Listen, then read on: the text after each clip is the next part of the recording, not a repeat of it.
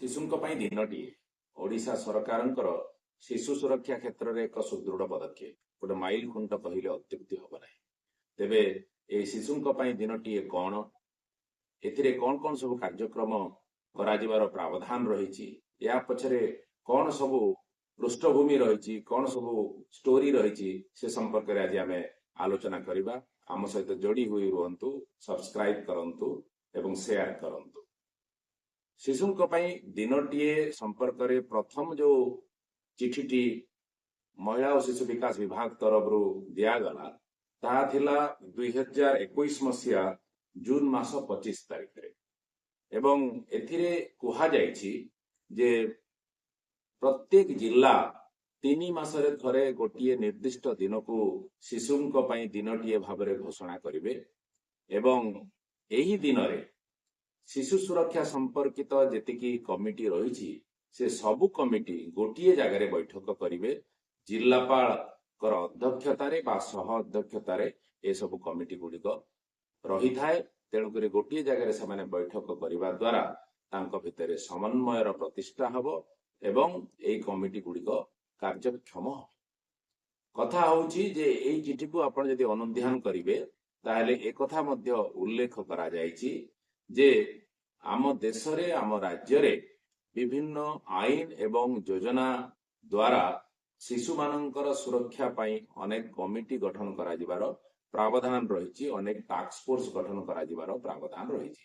ଯେମିତି ଆପଣ କିଶୋର ନ୍ୟାୟ ଆଇନରେ ଡିସିପିସି କଥା ଆଲୋଚନା କରିପାରିବା, ICPS ଯୋଉଟା ମିଶନ ବାତ୍ସଲ୍ୟ ଏବେ ହେଇଯାଇଛି ତାରି ମାଧ୍ୟମରେ ଏହି କମିଟିର କଥା ମଧ୍ୟ ଉଲ୍ଲେଖ କରାଯାଇଛି। ଚାଇଲ୍ଡ ଲେବର ପାଇଁ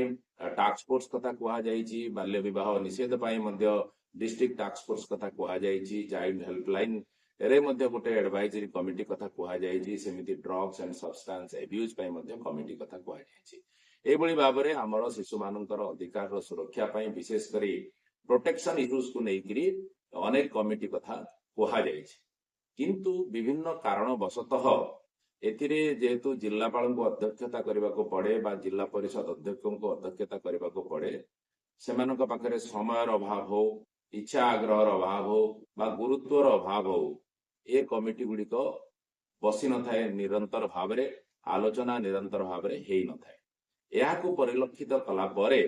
ମହିଳା ଓ ଶିଶୁ ବିକାଶ ବିଭାଗ ଗୋଟେ ନିର୍ଦ୍ଦିଷ୍ଟ ଦିନକୁ ଶିଶୁଙ୍କ ପାଇଁ ଦିନଟିଏ ଭାବରେ ଘୋଷଣା କରିବାର ନିଷ୍ପତ୍ତି ନେଲେ ଏବଂ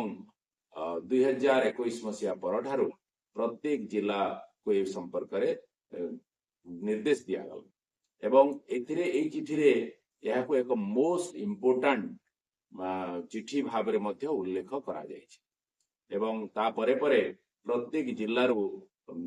ନିର୍ଦ୍ଦିଷ୍ଟ ଦିବସ ଗୁଡ଼ିକ ସେମାନେ ନିର୍ଦ୍ଧାର୍ଯ୍ୟ କଲେ ଏବଂ ଘୋଷଣା କଲେ, ମହିଳା ଓ ଶିଶୁ ବିକାଶ ବିଭାଗକୁ ମଧ୍ୟ ଜଣେଇଲେ।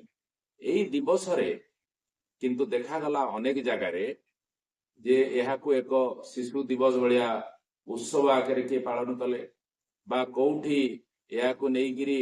ଗୋଟେ ନିର୍ଦ୍ଦିଷ୍ଟ ପିଲାମାନଙ୍କୁ ପୁରସ୍କାର ଦେବା ଏଇଭଳି ସବୁ କାର୍ଯ୍ୟକ୍ରମରେ ବ୍ୟବହାର ହେଲା ଏହି ଦିବସରେ। ତେଣୁ ମହିଳା ଓ ଶିଶୁ ବିକାଶ ବିଭାଗ ନିଜର ଉଦ୍ଦେଶ୍ୟକୁ ସ୍ପଷ୍ଟ କରିବା ପାଇଁ ପୁନର୍ବାର 2022 ମସିହା ଡିସେମ୍ବର ମାସ 19 ତାରିଖରେ ଆଉ ଏକ ପତ୍ର ସବୁ ଜିଲ୍ଲାପାଳଙ୍କୁ ଲେଖିଲେ ଯେ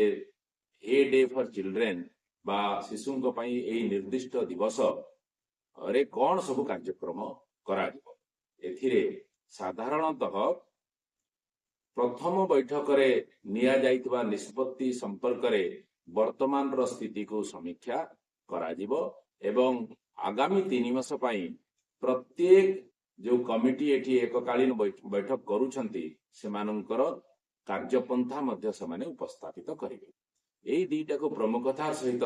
ଏଥିରେ ଗୁରୁତ୍ୱ ଦିଆଯାଇଛି। 3 ମାସ ପାଇଁ ଆକ୍ସନ ପ୍ଲାନ ଏବଂ ସେଇ 3 ମାସର ଆକ୍ସନ ପ୍ଲାନର ରିଭ୍ୟୁ। ଯଦି କୌଣସି ନୂତନ ଧରଣର କାର୍ଯ୍ୟକ୍ରମ, ସୃଜନଶୀଳ କାର୍ଯ୍ୟକ୍ରମ କୌଣସି ଜିଲ୍ଲା କରନ୍ତି ତାହେଲେ ତାକୁ ମଧ୍ୟ ନଥିକରଣ କରିକିରି ବିଭାଗକୁ ଜଣାଇବା ପାଇଁ ଏଥିରେ କୁହାଯାଇଛି। ତ ମୁଖ୍ୟ କଥା ହେଲା ଯେ ଏ ଡେ ଫର ଚିଲଡ୍ରେନ୍ ଦ୍ୱାରା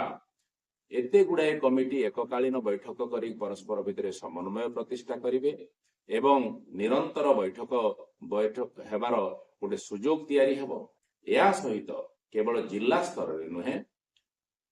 उप जिला बा आमर सब डिविजनल लेवल रे ब्लॉक लेवल रे ग्राम पंचायत लेवल रे गाँ स्तर रे मध्य विभिन्न कमिटी सब जो गठन करा जायछि ताहा मध्य या द्वारा सक्रिय हब एवं पिला मानकर समस्या चिन्हट करने दिगरे ताकू हस्तक्षेप करी समाधान करने दिगरे ए कमिटी गुड़िक विशेष कार्यक्रम एबे मु एठी एई कमिटी बा ए डे फॉर चिल्ड्रेन बैठक हेबार जो पृष्ठभूमि कथाटी आपण आगे रखा चाहे आमे जेते बेले राज्य स्तर रे राज्य स्तरीय कमिटी जहाँ बाल्य विवाह निराकरण पाई रही ताकू प्रति 2 मास रे गोटे निर्दिष्ट दिवस रे आयोजन करूथुलु एवं तार सुफल मिलुथला एई सुफलर कथा तत्कालीन जे प्रिंसिपल सेक्रेटरी थिले मैडम अनुगर तांका आगे जेते बेले मु उपस्थापित करिथिली एवं एई बळी एक निर्दिष्ट दिवस जिला स्तर रे मध्ये आमे करि परिले पिला मानकर सुरक्षा दिगरे एक सुदृढ़ पदक्षेप हबो बोली तांकर अनुभूति हेतिला सेते बेले ए कार्यक्रम रो परिकल्पना करा जायतिला मोर दायित्व थिला ए संपर्क रे एक कांसेप्ट नोट प्रस्तुत करी विभाग को प्रदान करिबा एबे आपण मान जो 2021 मसिया रो चिठी रे जो कांसेप्ट नोट टी देखुचंती ता से समर परिकल्पना एवं सुखर कथा विभाग से कांसेप्ट नोट को ग्रहण कला परे ए डे फॉर चिल्ड्रेन